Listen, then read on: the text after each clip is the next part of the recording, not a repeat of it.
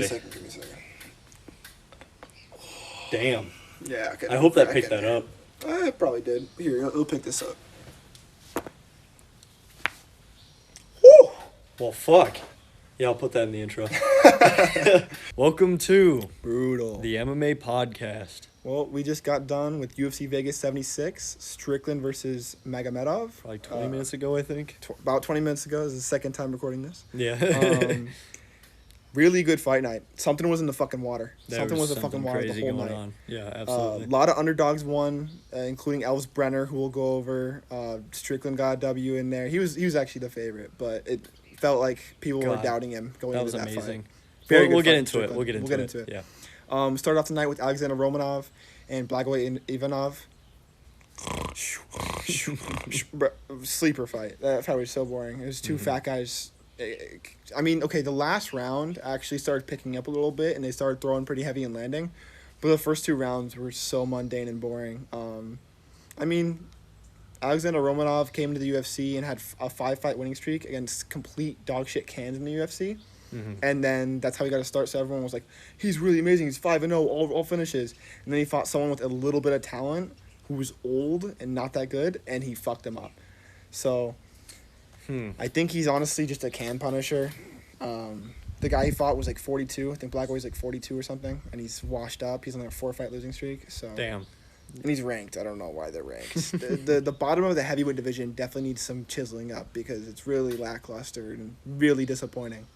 But after that, we had a chick fight between Luana Carolina and someone I don't care about because they were undefeated and now they're not, and they lost. That's the end of that fight. Then we had Guram Kutaladze and Elves Brenner. You watch this fight with me. Charles Oliveira's student came into the fight as a plus 500 underdog. He fought like a dog. He shouldn't have been that much of an underdog because, I mean, his first fight, he fought someone that wasn't that high of a caliber of fighter, and he split decision won. So I understand why the odds were like that. And Guram Kutaladze is a dog, but... Damn. Wow. He got obliterated. I was able to actually see that fight. I mean, first two rounds you give to Guram. First two rounds were Guram. But Ellis Brenner is just more durable, and he just kept fighting. Yeah. He kept the pace the whole way. I mean, his hips were good. Whenever Guram would go take him down, he wouldn't just sit there. He would move, he'd get up, he'd throw up kicks. He was constantly active. It tired out Guram. And he landed this weird, like, check hook to his, like, back of neck. It was like back here, right behind the ear, and like one of the best lightweight fights I've seen in my life. It was a very good one. It was amazing watching. You know, at the beginning he has this nice white head of hair, and then by the end of it, all of it dyed completely red. Yeah, of his own. Elvis blood. Brenner got cut open by crazy. A giant lead elbow on the ground from Guram, and Elvis Brenner just took it, kept fighting. I mean, I didn't know Charles Oliveira would be in the corner because sometimes he does not corner his fighters. And then you just see his big fucking. The horse white as teeth. snow teeth. The horse teeth. Yes, I love Charles Oliveira's horse teeth. I was screaming in my chair, Charles Oliveira! Charles du Bronx! Charles du Bronx! Before the fight even started. And then the fight started, and they started going off on each other. Yeah. I'm so happy to see Elvis Brenner get, like, the recognition he deserved from a fight like this. And I'm glad to see another fighter from Shootbox really, back on the map. Because Guram should be a ranked lightweight. People saw him as, like, a top 5 lightweight even, like... Yeah, people put him up honestly, there. He beat Mateusz Gamrot, for Christ's sake. I would, yeah. That was a very good fight. Very good fight. Very happy to see that fight. After that fight, we had another chick fight, Kael Rosa and Yana Santos. Not too much going on there. Good grappling. Rosa got the job done. Not too much of a surprise there. Then we had Johansson Brito. Wow. Brito got the KO in the first round. Mm-hmm. Kind of just dominated. Like, the guy he was fighting took the fight on short notice, very short notice. Wasn't prepared, and Brito finished him on the ground. He actually got caught in a pretty deep knee bar. The knee bar was pretty deep, but Johansson pushed off with his legs and ended up just ground and pounding him out. He was fully unconscious when the ref stopped it. Damn. So, great showing for Brito. Brito flipped up the camera after and called out Dan Ige. And Dan Ige is a fucking savage. So, I mean, be a good fight. I'd watch it. Two explosive featherweights. And I'd like to see that fight. Absolutely. Then we had Renat Fakhretdinov and Kevin Lee. Not a good one. It was a good one. Not for Kevin Lee, who was unconscious on the canvas. You saw the guillotine choke. Yeah. Yeah, wow. Kevin's Lee return kind of spoiled. Or super fucking spoiled. I don't know if he gets another fight after that. Because, I mean, got caught with the right hand and got caught in a very, very deep guillotine. And just, he was unconscious for maybe 5-6 seconds. And we got wolves in the background here. Seriously. 5-6 seconds he was unconscious. And since he was stiff, Herb Dean didn't know it was over. And he just kind of let it kind of keep going for a little bit while. It was a little bit too long. I was worried a little bit, and then he got up quickly. He got up pretty very quickly. But he was held in that guillotine for a fucking long time. It was like 15 seconds overall and 5 seconds at least unconscious. So yeah. No, I'm glad to see Kevin Lee was healthy and good after that. On to the next one, I guess. I mean, hope Kevin Lee recovers and has at least one more UFC fight. I love seeing him in there. It's always an exciting fight, but I guess we'll see what happens next time. Oh, no, I can't. After that fight, we had a very surprising outcome between Bruno Ferreira and I'm not going to try and say that name. Ruzbalayev. I'm just going to say his last name. Nursultan. It's Nursultan. Nursultan. Mr. Nursultan himself. Wow. What can I say? 6'4" power. I mean, he's rangy. He caught the kick while throwing the right hand, dropped him on his back, and finished him on the ground. That was a good finisher. It was a very clean, like UFC debut. And on then short he just notice. kind of went ham with it, and I think I got that right. No, you got that. I got the fighter, and I got the round right. I didn't get the finisher. I sadly put submission. You guys know last week. Man. You had really good picks. I had some good picks. That's why you should listen to me. Then we had Ismail Bonfim and Benoit Saint Denis. That caught us all off guard. All of us. Benoit Saint Denis is here to stay. God of War. After watching him versus Zaleski and then get 2 wins after that, shortly after, I was like, he's a good fighter, but he can't hang with the top dogs. But I don't know about Ismail that now. Bonfim is a top dog. He steamrolled him. He beat him in every category. Was that his ripped the body first kicks? loss? That was Ismail Bonfim's first loss in 9 years. That's crazy. Yeah. Got blasted with body kicks. He started switching up high, got the takedown, and strangled him. Yeah. It was amazing showing for Benoit Saint Denis. Very entertaining. Former France special operative. Forces, He might be still active. I'm not exactly sure. They kind of confused me on that commentator because I believed he was former, and then they mentioned he was still in it. So I don't know. Mixed signals there. But regardless, I mean, he has the toughness to prove it. He got caught with a few punches by Ismail, but mostly dominated. So, I mean, amazing performance. He called out 3 guys in the top 5 of lightweight. So, yeah, I mean, honestly, I can't say he doesn't deserve it, but I mean, maybe a little bit of a step first. Maybe someone top 15, but not top 6. I mean, he was just he just wanted a fight. He just wanted a good fight. Yeah, that was all he wanted. It was a good wasn't call like it wasn't like a, malice. He said he would knock out Mateusz Gamrot, which is a pretty scary claim. So I mean, if we see it happen, that'll be very fun. Right? That'll be very. That'll be a fun fight. Yeah. After that, we had Ariana Lipski and Gatto. A little bit of. But at the end of the fight, Lipski started making it a little more fun. Started landing really precise strikes. She has very good striking. Gatto stayed active, won the second round, but I mean... I can't lie. I put Gatto last week. I just kind of coin flipped it. It was it was either way. Bit of a lackluster decision. Women didn't really show up to fight tonight. Yeah, it wasn't really like not a Macy Barber type performance. Yeah. No, that was a good one last week. That was a good fucking fight. Gotta love Macy Barber. Then we had Michael Morales, Max Griffin. Michael Morales just outclassed him the entire fight. Very good fight. Just outclassed him. You were right. He was absolutely right last week. I think young talent, amazing boxing, good kicks, explosive. He just outclassed him in every single way.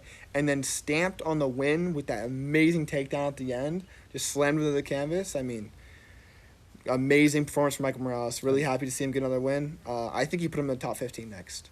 He's 3-0 in the UFC now. 2 finishes, 1 decision. I mean, young, healthy, strong. First Ecuadorian fighter in the UFC. Give him that attention he needs. Yes, absolutely. He showed up. No, I mean, yeah. I think that was I picked it correctly, perfectly, I think. It was decision. Yeah, you put decision Michael Morales, yeah. So got the correct. It was pretty good. I put knockout round 2. There were some points where Max Giffen was rocked, but didn't get it done. So. It was close though. I will give it to him. It was very close. So. Yeah. After that, we had Damir Ismagulov, Grant Dawson. That was, I feel bad for Ismagulov, but just a lot of controlling from Grant Dawson. I mean, whenever it was on the feet, Ismagulov was winning.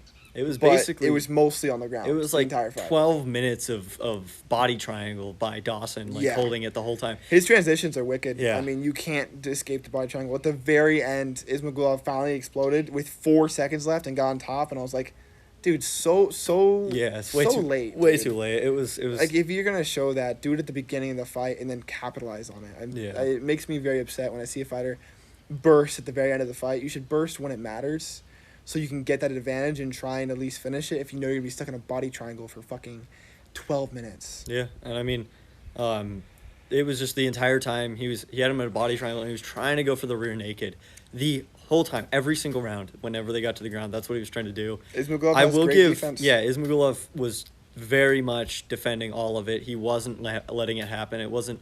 There was, I think, one point where it got close, but it wasn't under the chin. Yeah, it was only a few seconds. It wasn't under the chin. It got out immediately. So it was like, he did well, but it was still a steamroll. It was definitely a steamroll. So. And we had the main event. Oh, Sean Strickland showed up, and Abbas didn't. I don't think Abbas should be a UFC fighter.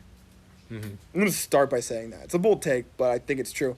I don't know how he's a main event. I mean, at first I was like, okay. Just kind of disappointed Germany. I mean, he had the UFC debut of the year last year, and for good reason. He threw 7 strikes, they all landed, and he knocked out his opponent. So I get that. I get that. But it was honestly an early stoppage for that fight. And secondly, I mean, his gas tank sucks. He completely adrenaline dumped in that first round, and he walked out the second round with the worst body language I've ever seen from a UFC fighter. There's no way this guy should ever be in a main event again. It was just like... Sean Strickland. I mean, first round was all Magomedov. Oh, it was definitely him. Yeah, it was definitely all him. He was doing well. And then there's the eye poke, so that's probably a reason that Sean Strickland didn't land more in that round. True. And then second round, Sean Strickland just dominated pillar to post and TKO'd him. I mean, very surprising to Sean. I picked Abbas, but I think that was an uneducated pick from the point of view that like I've only seen him fight like cans mostly, honestly. I mean, the guy he knocked out, Stoltzfus, in the UFC, was not a can. He was only, I think, 38, 37, so a little bit on the older side. But Stoltzfus just is an amazing striker, and I've never seen him get knocked out like that. So when I saw Abbas run in there, I'm like, wow, he's improved so much. But I was wrong. He just got lucky. Yeah, I mean, it was just like... Sean Strickland proved that, and now Sean Strickland's asking for the Chinese champion, Israel Adesanya.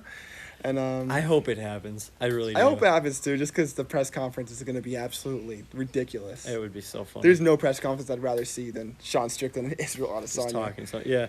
And I mean, it was close. Like he mentioned, there was an eye poke, and the eye poke was 30 seconds in. It was immediate, and I thought it was going to be another Tafa. At first, I was like, oh, Strickland's got it. Strickland's tough, though. Yeah, even he's with a tough double vision, motherfucker. Outclassed him. He'll want to fight even if he is blind. But it was like a minute and 30 seconds in, and he still wasn't getting. He was still blinking, couldn't see anything. And yeah, we found out afterwards. You good? Okay, yeah, we found out afterwards that it just ended up being I think he was seeing double the whole time. He was super blurry, on his vision. He just wanted to fight anyways, and yeah, it was the second round he walked out, and Abbas was just. It was as if Abbas in the between round did a round himself. Because he just, walked out, and within 30 seconds, he was just, walking around like this. Bad, he was moving bad. He barely throw good strikes. And when he throw, he just throw, a bomb. And it wouldn't be, anywhere accurate. It'd be sloppy, it'd be ugly. He tried throwing a kick, and I was like, I saw him throw the kick in that second round. I said, it's over. Yeah, it was dictionary definition of gassed. He was just gassed. Conor McGregor's got a better gas tank. It was just but I will say, I called that fight phenomenally, perfectly. I called it every single. Did much better than I did. Second round. Underdog showdown. It was awesome. So I did pretty well that round. I was pretty happy about that. Which we haven't done the picks yet for the next week. I did my picks. I always do my picks. True. I might just put in a filler in the description or something with my picks after this, and that way, yeah. So if you guys are watching this on YouTube, just description. I'll put my picks in there. I'll see if I can get his as well, just so you can see what we're thinking about for next. Because since starting this where we compare picks, you want to know. True. Fucking hate you. Yeah, I am. I want to know. I'm gonna continually add to that score. By the way, so I'm not gonna say anything. We'll you see. might be right, and it's gonna really make me upset. I wanted to run through the next event, UFC 290. You're gonna know some guys on here. You've seen them fight. I think we took a look at this at some point recently. Because this is right before a few weeks before 291, which I'm excited for. Yeah, I'm very excited for that. He's going to see it. I don't get to. I'm gonna see the Black Derek broke Lewis, motherfucker. Kevin Holland. Oh, Yeah, who rub else it in am my I gonna face. see? I'm gonna see so many good fighters. Oh, I'm so Paulo excited. Costa Paulo Meme God Costa, the wine drunk himself. with the Paulo secret Costa. juice. I'm gonna run through the prelims as I usually do, but very fast this one. We got Kamala Kirk and Esteban Ribovic. Mostly grappling match. Esteban's pretty good on the feet, but Kamala Kirk probably finish it. Maybe I'm thinking rear naked choke first or second round. Maybe Shannon Ross, Jesus Aguilar. Shannon Ross is really good on the feet, mostly a kickboxer. I'm saying decision Shannon Ross, probably pieces him up. Then we have Cameron Simon. I don't know who he's fighting. I think it's his UFC debut, Terrence Mitchell. Cameron Simon is from South Africa, undefeated. He's I think he's a feather or a fly. No, he's a bantamweight, right in the middle. Mm-hmm. Really, really he trains with Driscus Duplessis, who's fighting Robert Whittaker on this next card. And that's if whoever wins that fight is probably going to fight Israel Adesanya next, if it's not somehow Sean Strickland. Because Sean Strickland's ranked 7th, and he fought a non-contender, so it's not like he deserves a title shot. But nothing would be more entertaining than watching Sean Strickland shoot the shit about the Chinese American. And imagine if he Israel won. Adesanya. Oh, it'd be so funny. Oh my god. Oh, ESPN would be having a riot. Yeah, the internet would have a stroke. Yeah, definitely. But Cameron Simon's going to win that. Probably a knockout in the first, second round, honestly. He's pretty dominant in that way. Then light heavyweight, we got Vitor Petrino and Marcin Prachnio. 2 really heavy strikers. I'm really excited for that fight. Vitor, in his last fight, brutalized the guy he fought. I don't even know the guy he fought because the guy's dead now. He's got amazing striking, really good kicks, overall just built like a monster. And Prachnio's got some of the best head kicks I've ever seen in my life. So it'll be a good kickboxing match. There's no way it hits the ground, and if it does, it's Vitor with like a strangulation or something. After that, we've got Jimmy Crute, Alonzo Menafield. I believe you didn't see this fight. They fought once before, and it was actually a draw. Really? It was actually a draw That's due to rare. either it was an eye poke or a groin shot. But they took a point, and it was like one of like, I don't know how to describe it. I mean, I think no. It wasn't. It was they gave 10-8 rounds to one of the fighters. I think it was Alonzo Menafield, and then they gave the other 2 Jimmy Crute. So it was a majority draw. Wow. So two judges gave a draw. Very rare. And one gave it to Alonzo Menafield, I believe. So since majority went draw, it was a draw, majority draw. I think Jimmy Crute gets it done in this one. Alonzo Menafield's fight IQ is absolutely garbage. And at the very beginning of the fight, when they fought, Alonzo Menafield caught Jimmy Crute. So I think that's the reason Jimmy Crute didn't really push on the gas pedal. But Jimmy Crute's grappling is so much better than Alonzo Menafield's. He's so much more advanced. I think Jimmy Crute immediately takes him down because he knows he's better. Now that he's fought him multiple times, or at least once, it's been in the cage with him for 15 minutes, I think Jimmy Crute gets it done. Probably rear naked choke or ground and pound finish in the first or second. But I'm excited to see that fight. It was a really good fight. I think you'd like that one too. Then we have Yasmin Uruguay and Denise Gomez. Yasmin Uruguay is an undefeated, I think she's a flyweight. She's a strawweight, so lightest weight class. She's fast as shit. 2 UFC fights, both finishes. Really good on the feet, super entertaining. She was one of the best fights of the night when I watched her UFC debut or second fight in UFC San Diego. Really entertaining woman fighter. I'm glad to see her on the main card. Rare. I hope she's 10-0. 10-0. That's good. I mean, I haven't seen that many women fighters who are just great, just finishers. Yeah. So that. She's fast as shit. She's got crazy kicks, and she's really intense. And she's good on the mic too. She's got some personality. So Excited to see her in there. Then we have Sean Brady, Jack Della Maddalena.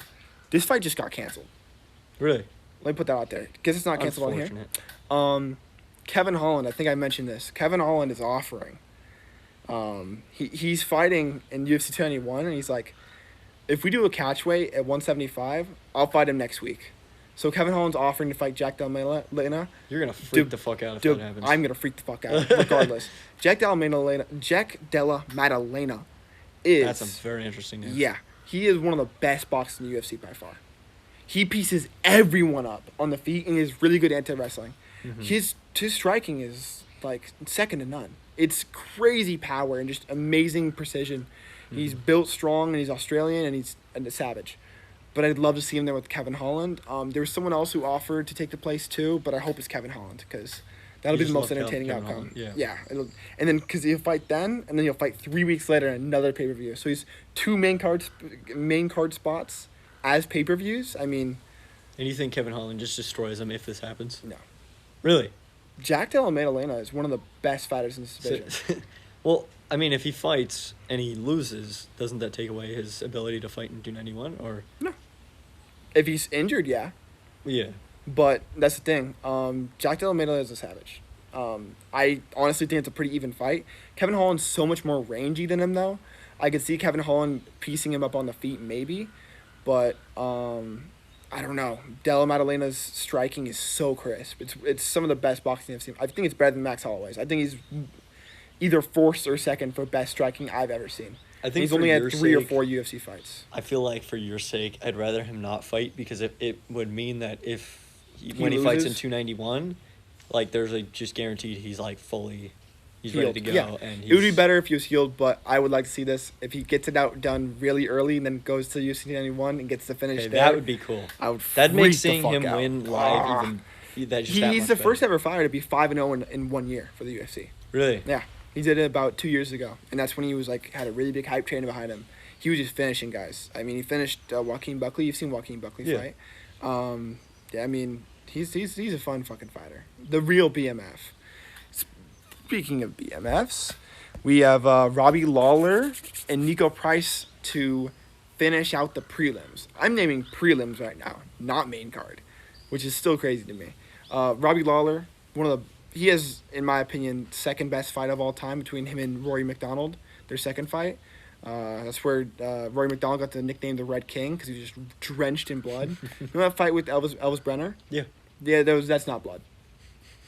You've not seen blood. If you've seen Robbie Lawler. I was gonna say Robbie McDonald because I'm thinking of Rory McDonald. Okay. But Robbie Lawler. There you go. Okay. If you've seen his fight with the other guy, I mean, they're just drenched in blood, and they do this face-off right before the 5th round starts, and they're just covered and drenched. It's cool. A crazy fight. I mean, the only one I think that had more blood than this recent one that we just saw with Elvis was that I forgot who it was. That one fight we had where one guy's face was just drenched in blood, and then he got the other guy to the ground and just rubbed his face all over. Michael Chandler. Yeah, that. Yeah. Oh no! Luke Rockhold. Yeah. And Paulo Costa. Yeah, that's what Paulo it was. Costa was covered in blood and he was going like this. It was Costa. on Rockhold. That was so funny. Was like, ooh. Yeah, he just like while on the ground. That was disgusting. He got pissed off. He got like frustrated. He just rubbed his face. That was funny. There was a time where Michael Chandler was fighting Dustin Poirier and he blew a snot rocket into Dustin Poirier's face. That would like a blood rocket. It was disgusting. That's pretty funny. But I mean, that rounds off the prelims. That's just fucking crazy to me. Then we have Bo Nickal, 4-0. Really? Only had 4 fights in MMA. And I think he's had only 1 UFC fight. But he's a huge prospect because he was an NCAA wrestler. Yeah, we watched him fight recently, right? Yeah, he fought not too long ago. Maybe like 6-7 months ago. Really? Then he had an injury. So that's why. Okay. But he fought not too long ago. Bo Nickal's one of the best prospects. He's fighting Trayshawn Gore, who has my favorite submission of all time. I don't know if you've seen it. He has a submission where there's a guy and he grabs a guillotine and the guy's trying to get out of it and he pulls it so fucking hard. His ass is on the ground here and his neck is up here and like going in between his legs. And he's just ripping like this. I think you've showed me that. I think when he lets go of the submission, his head like a fucking spring because it's so. It like knocked him out when he went like that. Yeah, And he let gnarly. go, and That's it was gotta be like watching his spring let go. Yeah. Because there was that much tension in his neck, it just launched him. That's crazy. I mean, Trayshawn Gore is a good talent, but he's not good on the feet. I see Bo Nickal just getting him to the ground and submitting him. Maybe first round again.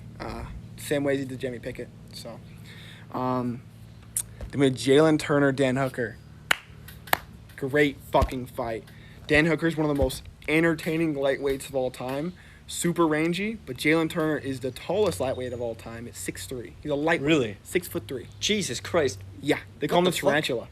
And in his last fight, I thought he won. It was a split decision loss. He's the guy who fought.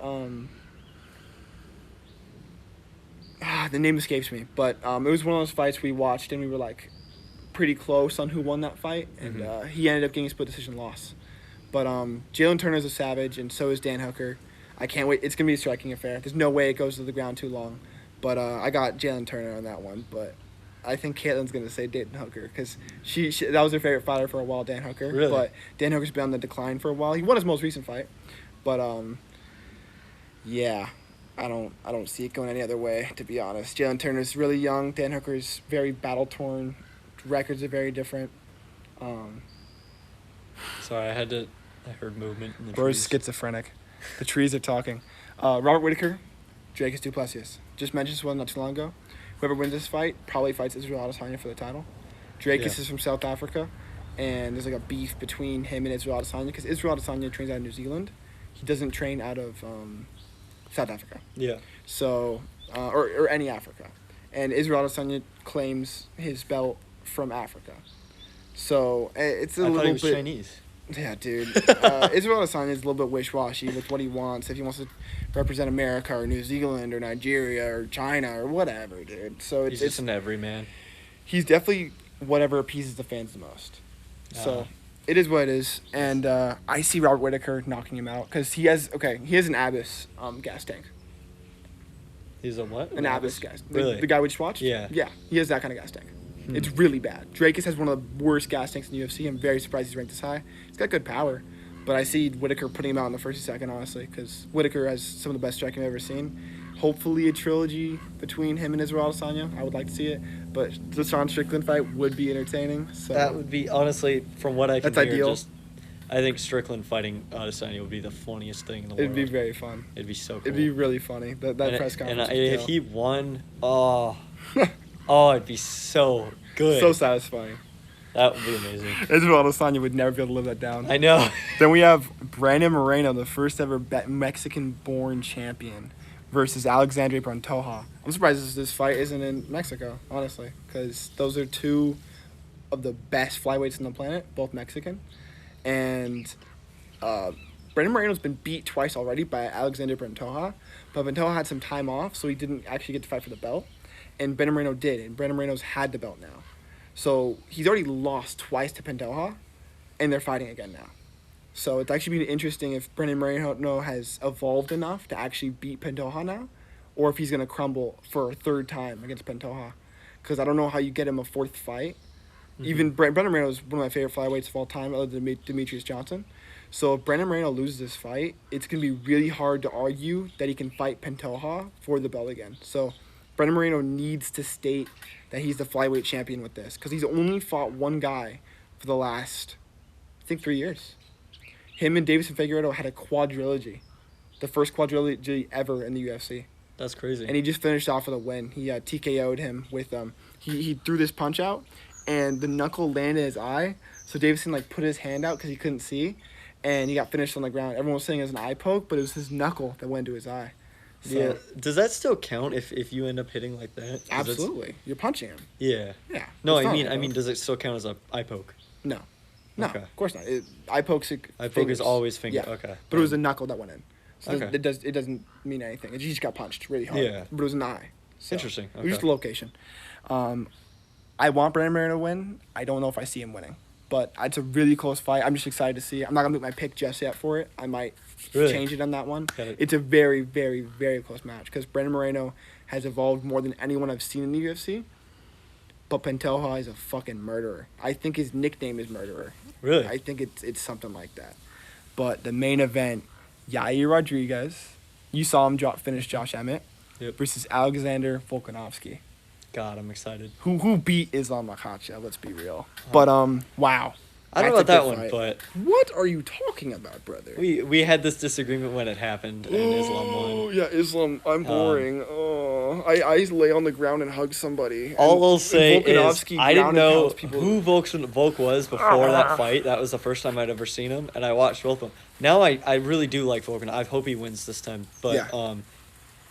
Volkanovski's entertaining. Yair's the most entertaining featherweight. I want to say Volkanovski gets the win by decision, but Yair is so dangerous on the feet. He's so dangerous on the feet. He destroys everyone on the feet. I mean, he just destroyed Josh Emmett, and now he's got a title shot, and he has the interim belt. Mm-hmm. So not undisputed. So this is for the, what do you call it? The combining of the belts. So whoever wins this gets the undisputed. Interesting, okay. So, I mean, interesting fights coming up. Yeah, no, I'm excited. That should be pretty fun. We'll put our picks in the comments. Yeah, no, I'll put everything in there, and just as we did last time, I'm not going to talk to him about it. I mean, we've talked about it a little bit, but yeah, we're gonna definitely get our separate picks in just so you make sure. It's gonna be 1-1 after this. It's gonna be 1-1. I'm gonna watch this one at Mike's, bro. Mike's might be fun with this one. This event, because it's pay-per-view, so I'm not paying for it. That's fair. Dana White, lower your prices, bro. $80 for a pay-per-view? I didn't even know you upped it. I thought it was 70 still. Yeah, you thought it was 70 still. They just upped it again. And they're going to up it again, I'm sure. It's going to be $100 for a fucking pay-per-view. Yeah, we could definitely do. You want to spend a whole shift on fucking a dumbass fucking fight? God, I hate that shit. Yeah. I really hope that captured everything.